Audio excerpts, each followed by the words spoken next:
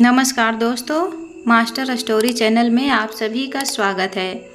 आप लोग ये कहानी कहाँ से देख रहे हैं, कमेंट करके ज़रूर बताइएगा। कहानी पसंद आए तो वीडियो को लाइक, शेयर और सब्सक्राइब करना नहीं भूलिएगा। चलिए कहानी की ओर चलते हैं। अजी सुनिए, आप क्या कर रहे हैं? मैं वो कह रही थी, घर में कोई सब्जी नहीं है तो बाज़ार जाकर सब्जी ले आइए, क्योंकि आज बंटी और बबली दोनों घर आ रहे हैं। वो भी इतने समय बाद, तो दोनों के लिए कुछ अच्छा सा बना देती हूँ। और साथ में आपका छोटा सा पोता प्रिंस भी आ रहा है, तो जाकर बाजार से सामान ले आइए ताकि मैं उनके लिए कुछ अच्छा सा बना सकूँ। सुन रहे हैं आप? कामिनी जी ने अपने पति अर्जुन जी से कहा, जो कि खिड़की की तरफ मुँह करके बैठे हुए थे और एक टक आकाश में देखे जा रहे थे। कामिनी जी ने अर्जुन जी के कंधे पर हाथ रखते हुए कहा, आप सुन भी रहे हैं मैं क्या कह रही हूँ?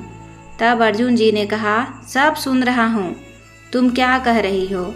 मुझे तो सच में समझ नहीं आता है। तुम ऐसे कह रही हो जैसे तुम्हारा बेटा और बहू अपनी खुशी से यहाँ आ रहे हो। वह तो उनका कारोबार नहीं चल रहा। बिजनेस में जितना भी पैसा लगाया था सब डूब गया है, इसीलिए वह यहाँ आ रहे हैं, वरना वह तो हमें मरते दम तक भी ना पूछता। और फिर तुम भी इतना खुश हो रही हो? फिर कामिनी जी ने अर्जुन जी से कहा, आप भी ना बस एक बात को लेकर बैठे रहते हैं। छोड़िए भी अब उस बात को, बच्चों से गलतियां हो जाती है और फिर देर सबेर ही सही उसे अकल तो आ गई ना, तभी तो अपने घर वापस आ रहा है। इस बार वह हमें छोड़कर नहीं जाएगा, आप निश्चिंत रहिए। अर्जुन जी कामिनी जी के हाथ पर अपना हाथ रखते हुए बोले, उम्मीद करता हूँ कि इस बार तुम्हारी बात सही साबित हो और वह फिर से हमें छोड़कर ना चला जाए।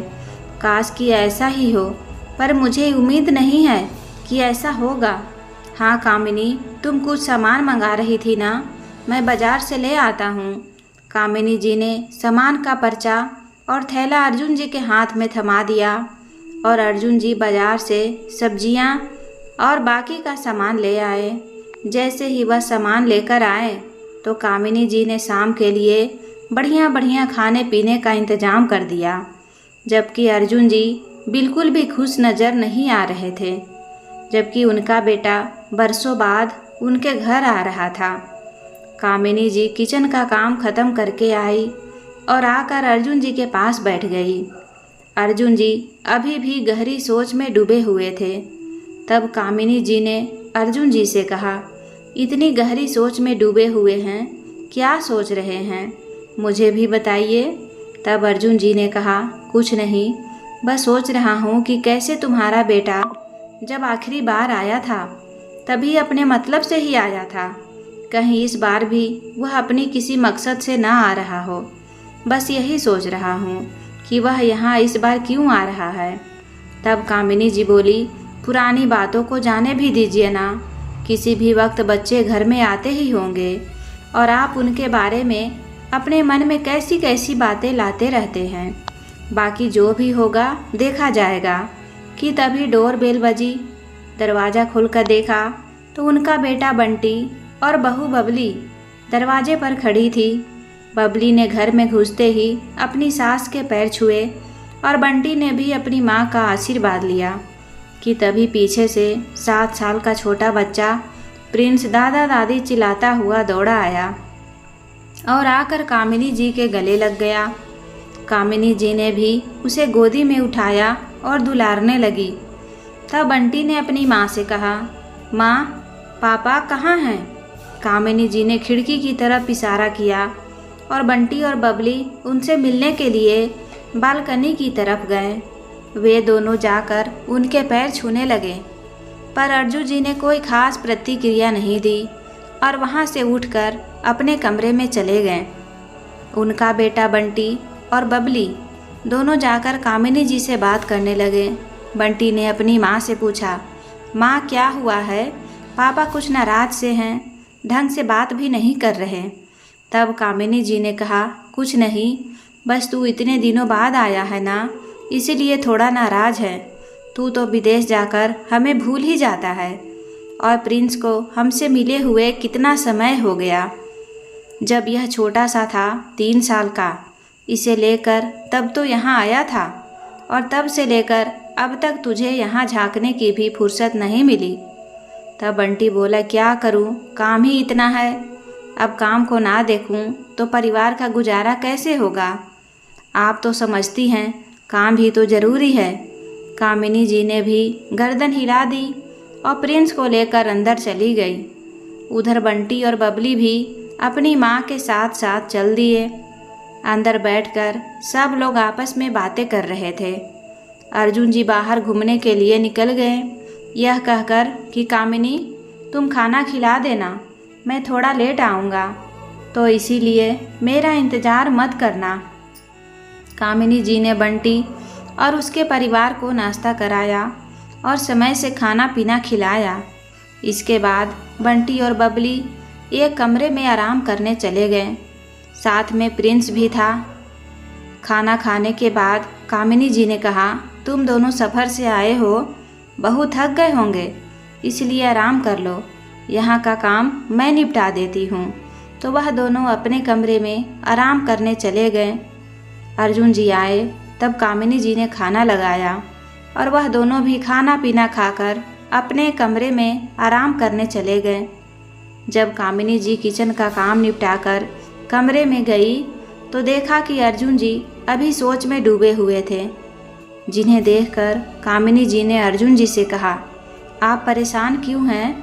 जब से मैंने आपको बंटी के आने के बारे में बताया है तब से आप इसी तरह सोच में डूबे हुए हैं। क्या बात है, आखिर आप इतने परेशान क्यों हैं? तब अर्जुन जी ने बताया, कामिनी मैं मानता हूँ कि बंटी तुम्हारा बेटा है और उसके लिए तुम्हारे मन में बहुत प्यार है, लेकिन मैं अच्छे तरीके से जानता हूँ कि बंटी कितना स्वार्थी है। तुम अपनी ममता के मोह में आकर यह सब भूल चुकी हो कि उसने पिछली बार हमारे साथ क्या किया था।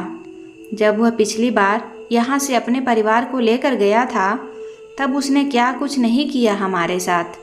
फिर अचानक अब उसका यहाँ लौट आना मुझे कुछ ठीक नहीं लग रहा है। तुम्हें याद नहीं क्या कि उसने हमारे साथ क्या कुछ नहीं किया था? तब कामिनी जी भी सोच में पड़ गई और बोली, याद तो मुझे सब कुछ है कि उसने उस दिन क्या क्या किया था और किस तरीके से उसने हमारी बेइज्जती की थी और अपने बेटे और अपनी पत्नी को लेकर यहाँ से चला गया था। दरअसल यही सब सोचते हुए कामिनी जी अपने अतीत में चली गई। कामिनी जी और अर्जुन जी दोनों की आर्थिक स्थिति बिल्कुल सामान्य थी। अर्जुन जी शहर में एक छोटी सी नौकरी किया करते थे और कामिनी जी एक सामान्य गृहिणी थी। ऐसा नहीं था कि कामिनी जी पढ़ी लिखी नहीं थी, लेकिन वह अपने बच्चों का ध्यान रखना चाहते थे, जिसके लिए उन्होंने अपनी नौकरी छोड़ दी थी और अब वह घर में ही रहा करते थे। अपने बच्चों का ध्यान रखती धीरे धीरे समय बीतने लगा और उनका बेटा बंटी बड़ा हो चला। उसने मन लगा कर पढ़ाई की।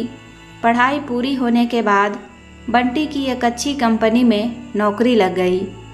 उसके बाद बंटी के बर्ताव में थोड़ा थोड़ा बदलाव आने लगा। दरअसल अर्जुन जी और कामिनी जी दोनों एक छोटे से मकान में किराए पर रहते थे। पिछले कई वर्षों से भी किराए पर ही रह रहे थे और उन्हें एक ही जगह पर रहते रहते बहुत समय हो गया था। उनका घर शहर में ही एक सरकारी बिल्डिंग में छोटा सा फ्लैट उन्होंने किराए पर ले रखा था, जिसके कारण था कि उसका किराया काफ़ी कम था और इसीलिए वह इतने वर्षों से इस बिल्डिंग में रह रहे थे। लेकिन शायद बंटी की नौकरी के बाद उसे इस बात से शर्मिंदगी महसूस होती थी। यहाँ तक एक दिन उसने कहा भी था कि माँ, हमारा घर कितना छोटा है, मैं अपने ऑफिस के किसी दोस्त को बुला भी नहीं सकता, वरना सब लोग मेरा मजाक बनाएंगे कि मैं कितने छोटे से घर में रहता हूँ। तब कामिनी जी ने कहा था, कोई बात नहीं बेटा, थोड़े बहुत दिन और रुक जा, क्या पता ईश्वर हमारी सुन ले और हम एक अच्छे मकान में चले जाएं। लेकिन बंटी यह सब बातें पिछली 2-3 सालों से सुनता आ रहा था, तो वह वहाँ से उठकर चला गया। हालांकि उनका घर इतना भी छोटा नहीं था। उस फ्लैट में 2 कमरे, किचन, वॉशरूम, बालकनी सभी सुविधाएं थी। लेकिन शायद बंटी के अन्य दोस्तों के घर जितने बड़े होंगे, उनके मुकाबले वह बहुत छोटा था। और बंटी अपने दोस्तों के घर ज़्यादा जाता आता रहता था, तो शायद इसीलिए उसे शर्मिंदगी महसूस होती होगी। पर कामिनी जी ने उसे कई बार समझाया भी कि घर चाहे छोटा हो या बड़ा, जैसा भी हो है तो घर ही, इसमें शर्माने वाली क्या बात है। और फिर अब तो तेरी नौकरी लग गई है, धीरे धीरे हम घर ले लेंगे जो कि इससे बड़ा भी होगा और अपना भी। लेकिन बंटी के दिमाग में कुछ और ही था। जैसे जैसे टाइम बीता, बंटी के लिए घर वाले लड़की देखने लगे। उनमें से एक बबली नाम की लड़की बंटी के लिए पसंद आ गई और कुछ समय बाद बंटी की शादी बबली से करा दी गई। और अब बबली इस घर में बहू बनकर आई। बबली के आने के बाद तो जैसे बंटी का बर्ताव दिन पर दिन बद से बदतर होता गया, जबकि बबली सबके साथ सामान्य व्यवहार किया करती थी। और एक दिन छोटी सी बात पर बबली और उसकी सास कामिनी जी में बहस हो गई। बंटी ऑफिस से लौटा और इस बात को लेकर वह अपनी माँ से ऊंची आवाज़ में बात करने लगा। बात बढ़ते बढ़ते बंटी को और ज़्यादा गुस्सा आ गया। ज़ोर ज़ोर से चिल्लाने की आवाज़ सुनकर अर्जुन जी भी वहाँ पहुँचे और उन्होंने जब बंटी को अपनी माँ पर चिल्लाते हुए देखा तो अर्जुन जी बोल पड़े, बंटी, यह कौन सा तरीका है अपनी माँ से बात करने का? तुझे शर्म नहीं आती कि माँ से किस तरह बात करनी चाहिए? तो इस पर बंटी अपनी माँ के साथ साथ अपने पिताजी से भी बदतमीजी करने लगा और बढ़ते बढ़ते बात इतनी बढ़ गई कि बंटी ने अपने पिता पर हाथ उठा दिया। इसके बाद से अर्जुन जी के मन में बंटी के प्रति प्रेम भावना लगभग ख़त्म सी हो गई थी। उसके बाद बंटी अपनी पत्नी और अपने छोटे से बेटे को लेकर इस घर से चला गया और शहर में ही किसी अच्छी बिल्डिंग में किराए पर मकान लेकर रहने लगा। अब से 3 साल पहले जब कोरोना के कारण उसकी नौकरी छूट गई थी और उसके खाने के लिए भी लाले पड़ गए थे, तब वह अपने परिवार को लेकर अपने माँ बाप के पास वापस चला आया था। और तब भी कामिनी जी ऐसे ही खुश हो रही थी कि इस बार उनका बेटा वापस आ गया है और वह अब कहीं नहीं जाएगा। लेकिन यह उनकी बहुत बड़ी गलतफहमी थी। बंटी सिर्फ अपने मतलब से वहाँ आया था, क्योंकि उस वक्त उसके पास कोई और सहारा नहीं था और उसके पास इतने पैसे भी नहीं थे कि वह अपनी पत्नी और अपने बेटे का पेट भर सके। तो इसीलिए वह अपने माँ बाप के पास आया था। और उस वक्त भी लगभग साल भर रहने के बाद जब वह गया था, तब तक कामिनी जी और अर्जुन जी की सारी सेविंग्स ख़त्म हो चुकी थी। बंटी ने यह कहकर मांग लिए कि माँ, जब मेरे पास बाद में पैसे आ जाएंगे तो मैं आपको दे दूँगा, लेकिन अभी मुझे पैसों की सख्त ज़रूरत है। बबली और प्रिंस के साथ पता नहीं कब क्या ज़रूरत पड़ जाए। और फिर दोबारा से जब इसकी नौबत लग गई तो वह फिर से अपने परिवार को लेकर और उस छोटी सी जगह को छोड़कर वहाँ से चला गया था। और अब 5 साल बाद वह वापस लौटा था। जाने किस कारण से बस अर्जुन जी तब से यही सोचते जा रहे थे कि आखिर इस बार बंटी वापस क्यों लौटा होगा। तभी अर्जुन जी कामिनी जी से बोले, हाँ कामिनी, अब मुझे समझ आया है, क्योंकि अब हम उस छोटे से घर में नहीं रहते। अब तो हमने यह बड़ा सा मकान खरीद लिया है ना, इसलिए बंटी यहाँ आया है। और वह जितना स्वार्थी है तुम देख लेना, वह किसी भी तरीके से इस घर को हथियाने की पूरी कोशिश करेगा। और मुझे पूरी उम्मीद है कि इस बार वह इसी इरादे से आया होगा। इसलिए हमें कुछ तो करना होगा। बस कामिनी जी ने तुरंत इस बात का जवाब दे दिया कि आप मेरे बेटे को गलत समझ रहे हैं। उसे अपनी गलती का एहसास हो गया है, इसलिए वह हमारे पास आया है। और इस बात को लेकर दोनों में बहस हो गई। तब अर्जुन जी ने कहा, ठीक है, अगर तुम जो कह रही हो वह सच है तो हम अपना सब कुछ अपनी मर्जी से अपने बेटे के नाम कर देंगे। लेकिन अगर ऐसा नहीं हुआ तो एक फूटी कौड़ी भी उसे हम नहीं देंगे। अगर तुम्हें यह मंजूर है तो ठीक है। कामिनी जी ने भी बिना कुछ सोचे हामी भर दी। और अब बंटी और बबली 5 दिन के लिए रहे और फिर चले गए।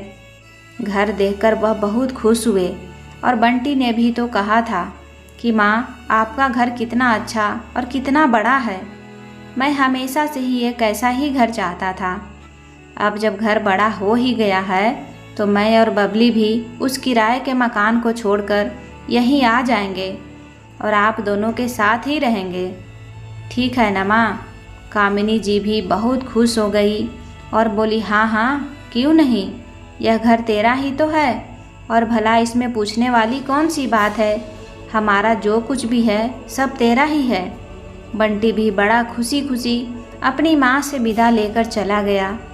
बबली और प्रिंस भी साथ चले गए और घर पहुँचते ही बंटी ने अपनी माँ को फ़ोन किया कि अगले हफ्ते सारा सामान लेकर वह घर आ जाएगा। अपनी माँ को उसने पहले से ही सूचित कर दिया। कामिनी जी ने जब इस बारे में अर्जुन जी को बताया तो अर्जुन जी ने कामिनी जी को पहले से ही सावधान रहने के लिए कहा और कहा कि वह अपने बेटे की बातों में जाकर कहीं यह घर कदम न उठा ले और यह घर नाम न कर दे। इसलिए उन्होंने अपनी पत्नी को अच्छे से समझाया, क्योंकि अर्जुन जी ने यह नया घर अपनी पत्नी कामिनी जी के नाम पर ही लिया था और कामिनी जी ठहरी एक सरल और साधारण स्वभाव की महिला, जिसे प्यार के वशीभूत होकर वह कुछ भी कर बैठती थी और अपने बेटे के प्रेम में तो वह कुछ भी कर सकती थी। तो यह घर उसके नाम करना कौन सी बड़ी बात थी। बस अर्जुन जी ने अपनी पत्नी को सचेत किया और देखते ही देखते समय बीतता गया और बंटी और बबली और प्रिंस तीनों घर आ गए। घर आने के बाद शुरू में तो बबली और बंटी दोनों भी माँ बाप के साथ बहुत अच्छे से व्यवहार करते थे और प्रिंस तो अपने दादा दादी का दुलारा था।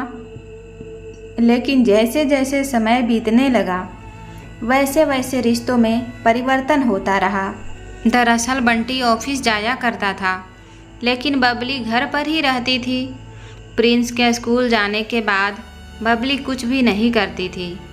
बबली को धीरे धीरे कुछ न करने की आदत पड़ती जा रही थी। वह पूरा दिन टाइम पास करती रहती और अपनी सास का काम में बिल्कुल भी हाथ नहीं बटाती थी। शुरू में जब बबली और बंटी यहाँ आए थे तब बबली ने कामिनी जी से बिल्कुल भी काम करने के लिए नहीं कहा था और शुरू के 1-2 दिन तो कामिनी जी ने ही सबके लिए खाना पीना बनाया और सब काम खुद ही किया। लेकिन देखते देखते हफ्ता बीत गया और बबली कुछ काम करने का नाम ही नहीं लेती। हफ्ते 2 हफ्ते और देखते देखते पूरा महीना बीत गया। बबली कुछ नहीं करती और बस पूरा दिन अपने कमरे में बैठी रहती। ज़्यादा से ज़्यादा अगर कुछ करने का मन होता तो प्रिंस के लिए कुछ खाने पीने को बना दिया करती थी, वह भी कभी कभी, वरना तो प्रिंस को स्कूल के लिए तैयार करने से भी वह बचती ही थी और उसे काम को भी वह अपनी सास पर डालने लगी। कामिनी जी भी शुरू में तो कुछ ना बोली, लेकिन कब तक वह चुप रह सकती थी। आखिर उनके भी उम्र हो चली थी और ऐसे में उन्हें अपने और अर्जुन जी के लिए सारा काम करना ही भारी लगता था। और अब तो 3 लोग और बढ़ गए थे और उनकी बहू थी कि कुछ करने का नाम नहीं ले रही थी। कामिनी जी ने बबली से कहा, बबली, अपने कमरे में लेटी रहती हो, बोर नहीं होती? कमरे से बाहर निकलकर मेरा भी थोड़ा हाथ बटा दिया करो, जिसे तू बोर भी नहीं होगी और मेरा काम भी हो जाएगा और फिर दोनों समय से ही फ्री हो जाया करेंगे। बस उनका इतना कहना था कि बबली ने उन्हें उल्टा जवाब देना शुरू कर दिया। देखिए माँ जी, मैं यहाँ आई हूँ, इसका मतलब यह नहीं कि मैं आपकी नौकरानी हूँ और घर के सारे काम मैं करूँगी। हमारे आने से पहले भी तो आप घर के काम किया करती थी ना, फिर अब कौन सी आफत आ गई? आप इतनी सी बात के लिए इतना ड्रामा मत कीजिए। तब से कर रही थी ना, वैसे ही अभी भी कीजिए। मेरे हाथ पैरों में बड़ा दर्द रहने लगा है, तो अब यह सब काम मुझसे नहीं होते। और फिर वैसे भी मैं यहाँ इसीलिए नहीं आई हूँ कि आपका काम कर सकूँ। इतना कहकर बबली वहाँ से चली गई और कामिनी जी वहाँ ठगी सी खड़ी रह गई कि तभी वहाँ अर्जुन जी आ गए और उन्होंने कामिनी जी की तरफ देखा तो वह बोले, क्या हुआ कामिनी, सब ठीक तो है ना? कामिनी जी ने अर्जुन जी को कुछ ना बताया और मुस्कुराती हुई बोली, हाँ हाँ सब ठीक है, मुझे क्या होगा भला, मैं तो बिल्कुल ठीक हूँ। कहाँ चल दिए आप? तब अर्जुन जी ने कहा, कुछ नहीं, बस बाजार तक जा रहा हूँ, कुछ काम है तो बताओ, कुछ सामान लाना हो तो ले आता हूँ। तब उनका बेटा बंटी आया और बोला, नहीं पापा, कोई सामान लाने की ज़रूरत नहीं है। अब से माँ को अगर कुछ भी चाहिए होगा तो माँ मुझे बता देंगी, मैं सामान ले आया करूँगा, आप अपना काम निपटा आए। माँ, आज के बाद आपको कुछ भी सामान मंगाना हो तो आप मुझे फ़ोन पर बता देना, मैं ऑफिस से आते वक्त लेते आऊँगा। कामिनी जी ने भी मुस्कुराते हुए कहा, ठीक है बेटा। कामिनी जी इधर यह सोचकर खुश हो रही थी कि उनका बेटा अब घर के जिम्मेदारी को उठा रहा है, लेकिन सच्चाई तो कुछ और ही था। उधर बंटी जैसे ही अपने कमरे में पहुंचा तो बबली उसके सर बैठी और गुस्से में तमतमाती हुई बोली, मैं क्या यहाँ नौकरानी बनकर आई हूँ? मुझे तुम्हारे माँ बाप ने समझ क्या रखा है?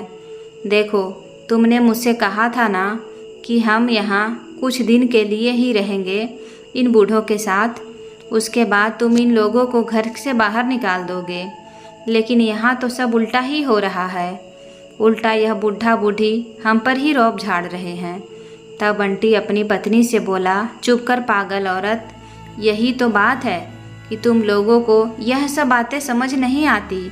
अरे कभी सब्र रखना सीख लो, हर काम तो तुम्हें तुरंत चाहिए, थोड़ा दिमाग लगाया करो। अगर तुम्हारी हरकतें ऐसी ही रही तो यह घर हमारे हाथ से गया ही समझो। पहले ही उस बूढ़ी का दिमाग हमेशा चढ़ा ही रहता है। ऐसे में तुमने आज जिस तरीके से मेरी माँ से बात की, अगर तुमने ऐसा ही बर्ताव रखा तो हमें इस घर में फूटी कौड़ी भी ना मिलेगी, समझी तुम? इसलिए जब तक सब कुछ अपने नाम नहीं हो जाता तब तक चुपचाप अच्छे बनने का नाटक करती रहो। उन्हें इतने प्यार से रखो कि बस वह खुद अपना सब कुछ तुम्हारे नाम कर दे। आया समझ में? तब बबली कुछ सोचती हुई बोली, हाँ बंटी, मैं तो यह सब सोच ही नहीं। यह कहकर आगे से मैं इस बात का पूरा ध्यान रखूंगी कि तुम्हारी माँ को जितना हो सके उतना खुश रखूंगी। अब तो बबली अपनी सास को खूब खुश रखती और उनका पूरा ध्यान रखती, यहाँ तक कि चाय पानी, कपड़े, बर्तन सभी काम वह खुद ही किया करती और अपनी सास को कुछ भी ना करने देती। बबली के व्यवहार को देखकर कामिनी जी भी बहुत खुश थी, यह सोचकर कि अब उनकी बहू पूरी तरह बदल चुकी है। शायद बेटे ने इसे समझाया होगा कि माँ से इस तरह का व्यवहार सही नहीं है, इसलिए बबली का व्यवहार इतना बदल गया है। तो मन ही मन यह सब सोचकर बहुत खुश थी और अब बबली ने धीरे धीरे सारी जिम्मेदारी अपने सिर पर ले ली और घर की चाबियां भी कामिनी जी ने बबली को ही सौंप दी। अर्जुन जी बीच बीच में उन्हें सचेत करते रहे कि बेटे की बातों में जाकर कहीं अपना घर परिवार उसके नाम मत कर देना। अर्जुन जी को इस बात का डर इसलिए ज़्यादा रहता था क्योंकि वह अच्छी तरह से जानते थे कि यह कामिनी जी अपने बेटे की बातों में आकर ऐसा करने से पहले एक बार भी उनसे पूछेंगे भी नहीं। इसलिए अर्जुन जी थोड़ा ध्यान रखते थे।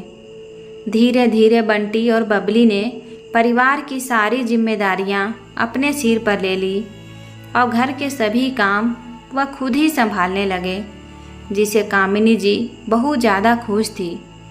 अब एक दिन बंटी और बबली कामिनी जी के पास आए और बोले, माँ, हम कितने समय से बस दूसरों के यहाँ काम करते आ रहे हैं, तो मेरे दिमाग में आया कि क्यों न हम अपना ही काम स्टार्ट करें।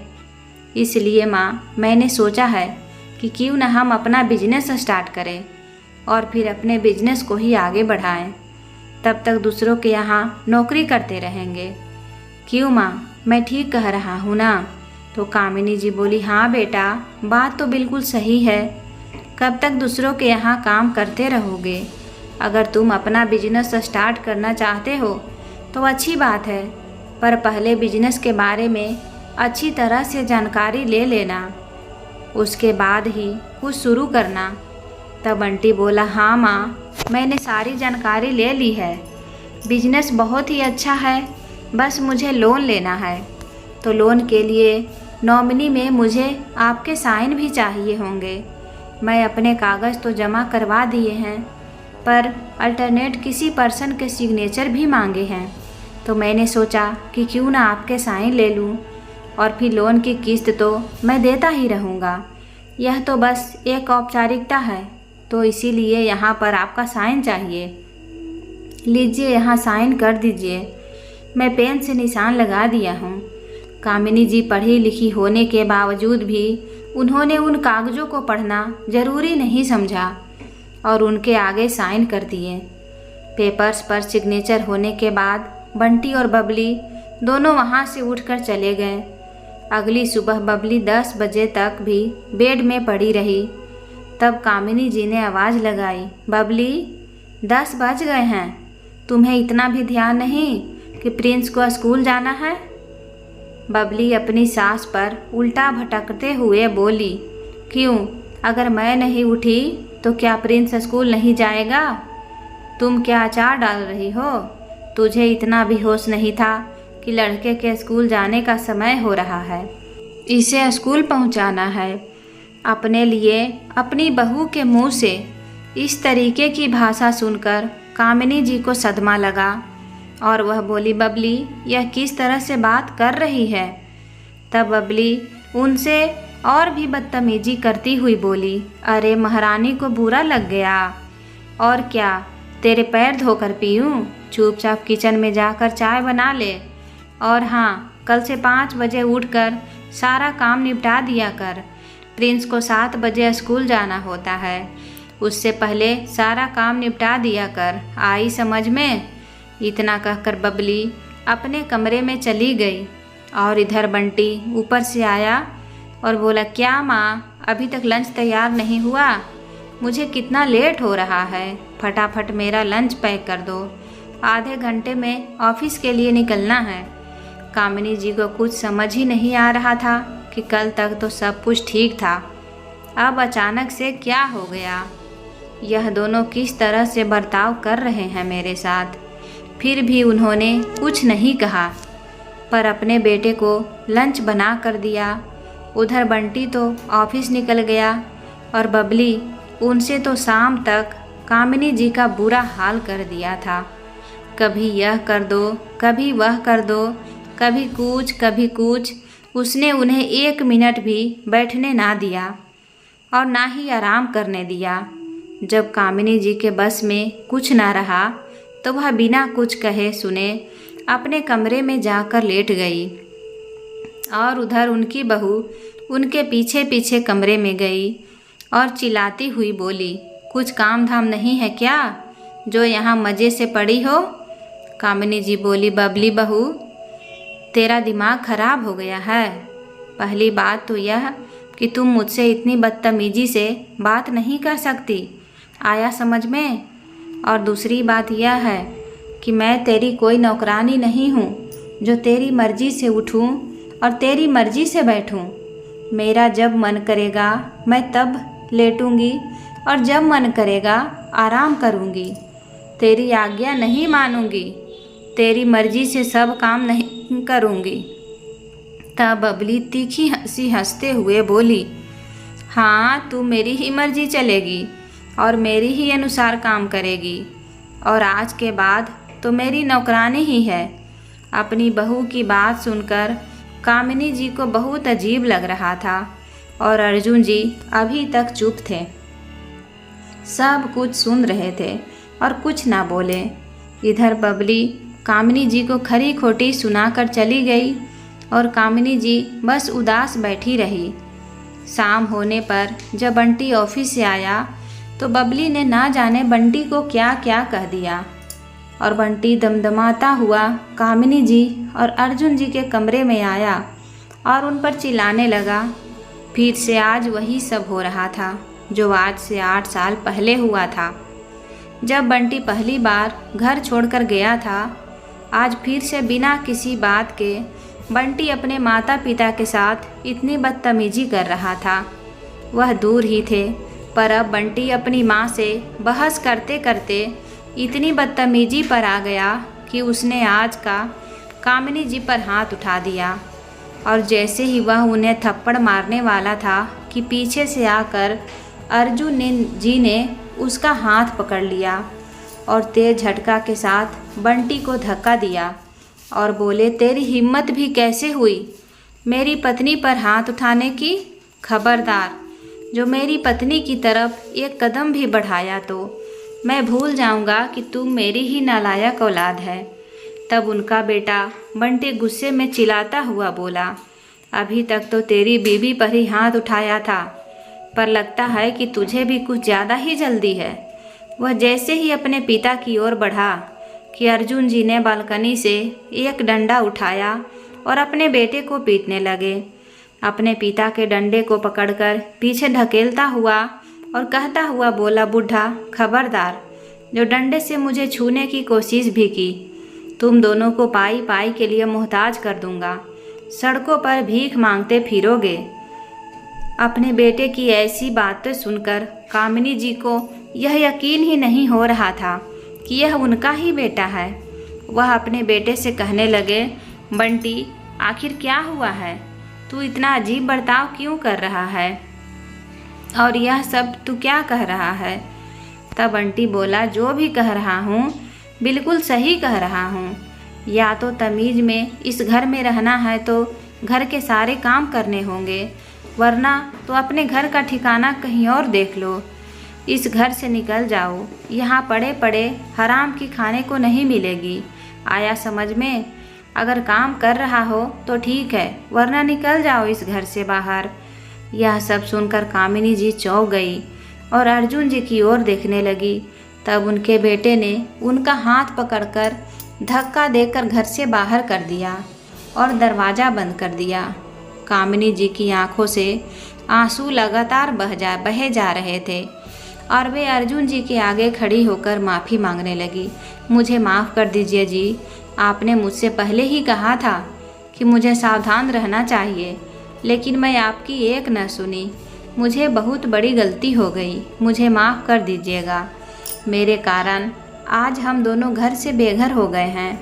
अर्जुन जी ने कामिनी जी को शांत कराया और बोले, अरे भाग्यवान, कितना सोचती हो, परेशान मत हो। मेरे होते तुम्हें कोई परेशान नहीं कर सकता और ना ही कोई घर से बेघर कर सकता है। तुम बस कुछ देर रुको और बिल्कुल परेशान मत हो, मैं सब संभाल लूँगा। थोड़ी ही देर में वहाँ पुलिस आ पहुँची और बंटी का गेट खटखटाया। दरवाज़ा खुलते ही बंटी चिल्लाया, तुम दोनों फिर आ गए, निकलो यहाँ से। कि तभी उन दोनों के पीछे से कुछ पुलिस वाले आगे बढ़े और बोले, अच्छा तुमसे पूछ कर जाएंगे घर। घर के बाहर पुलिस को देखकर बंटी बोला, आप सब सर, आप यहाँ क्या कर रहे हैं? तो पुलिस वालों ने बंटी को पकड़ा और घसीट कर साथ ले जाने लगे। बंटी चिल्लाता रहा, मैंने क्या किया है? मुझे क्यों अपने साथ ले जा रहे हैं आप लोग? तब पुलिस वाला बोला, ज़बरदस्ती किसी के घर पर कब्जा करना भी अपराध है। तब बंटी ने कहा, नहीं सर, यह घर मेरा है, इस घर का मालिक मैं हूँ। रुकिए आप, मैं आपको कागज़ लाकर दिखाता हूँ। बंटी अपनी अलमारी से कागज़ लेकर आया। यह वही कागज़ था जो धोखे से कामिनी जी से लिए गए थे। इन कागज़ों को देखकर कामिनी जी पूरी तरह चौंक गई। उन्हें एक के बाद एक शौक आने लगे थे। खबर जो मिल रही थी वह बोली, बंटी, तूने तो कहा था कि यह लोन के पेपर है, पर यह सब तो घर के पेपर्स थे। मतलब तूने धोखे से मेरा घर अपने नाम करवा लिया। यह सब सोचकर कामिनी जी रोने लगी और गुस्से में बंटी को थप्पड़ मारने लगी। बंटी उन्हें धक्का मारकर दूर करते हुए बोला, मुझे छूने की ज़रूरत नहीं है सर, यह घर मेरा है और यह दोनों बिना बात ही सुबह से परेशान कर रहे हैं, इसलिए मैं इन्हें यहाँ से भगा रहा हूँ। तब पुलिस वाले ने कहा, अच्छा, यह घर तेरा है, लेकिन इस घर के असली कागज़ तो अर्जुन जी के पास है। क्यों, मैं सही कह रहा हूँ ना अर्जुन जी? अर्जुन जी के गर्दन हिलाकर कहा, जी सर, असली कागज़ मेरे पास है। इस आदमी ने नकली कागज़ बनवाकर मेरा घर हथियाने की कोशिश की है। अर्जुन जी ने असली कागज़ पुलिस वालों के हाथ में रख दिए और साथ ही अब तक अर्जुन जी का वकील भी आ चुका था। अर्जुन जी के वकील ने सारे कागजात देखे और पुलिस वालों को बताया, यही घर के असली कागज़ है। पुलिस तुरंत ही धोखाधड़ी करने के इल्ज़ाम में बंटी को ले गई और उसकी खूब खातिरदारी की। उधर बबली को भी पुलिस की हिरासत में भेज दिया गया। अब प्रिंस अपने दादा दादी के साथ रहता था, लेकिन प्रिंस अभी बहुत छोटा था। उसे दादा दादी के साथ साथ माँ बाप की भी ज़रूरत थी। इसलिए अपने पोते के बारे में सोच कर अर्जुन जी ने बंटी और बबली को जेल से रिहा करवा दिया, लेकिन उन दोनों को भविष्य में कभी अपने आसपास भी ना भटकने की चेतावनी देकर अपने घर से भगा दिया। तब बंटी शहर में ही कहीं और किराए पर रह रहा है और अर्जुन जी और कामिनी जी अपनी मेहनत और खून पसीने की कमाई से बने हुए अपने उस घर में रह रहे हैं। उसके कुछ हिस्से को उन्होंने किराए पर दिया रखा है, जिससे आराम से उनका खर्चा चल जाता है और वह अपने परिवार में बिना अपने बच्चों के भी खुश है। उनका मानना है कि जैसा उनका बेटा था, ऐसी औलाद से तो बे औलाद होना अच्छा है। इसलिए वे दोनों बिना औलाद के ही खुश हैं और अनाथ बच्चों की मदद करते हैं। हर रविवार अनाथ आश्रम में बच्चों से मिलकर उन्हें कपड़े, खिलौने, मिठाइयाँ बांट कर आते हैं, जिससे उन्हें संतुष्टि भी मिलती है और उन बच्चों को भी खुशी मिलती है। तो दोस्तों, उम्मीद करती हूँ कहानी पसंद आई होगी। कहानी पसंद आए तो वीडियो को लाइक करें। चैनल पर पहली बार आए हैं तो सब्सक्राइब करके बेल आइकन घंटी दबाना ना भूलें। धन्यवाद।